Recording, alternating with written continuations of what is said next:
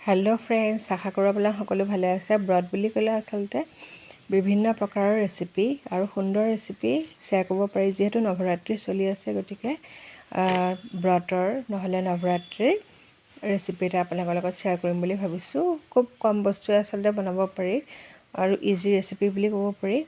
আপোনালোকেও এনেকৈ ব্ৰতত ট্ৰাই কৰি চাব পাৰে। সাধাৰণতে ব্ৰতত আমি মেক্সিমাম বস্তুতে গাখীৰ ব্যৱহাৰ কৰোঁ, গতিকে গাখীৰৰে বস্তু বুলি ক'ব পাৰি।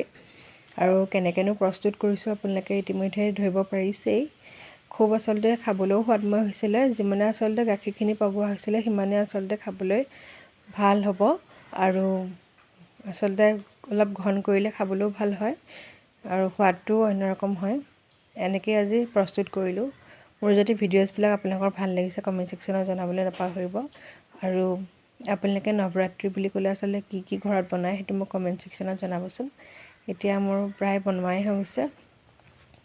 আৰু প্ৰথমবাৰৰ কাৰণে যদি মোৰ চেনেলটো চাই আছে, ছাবস্ক্ৰাইব কৰি দিবলৈ নাপাহৰিব।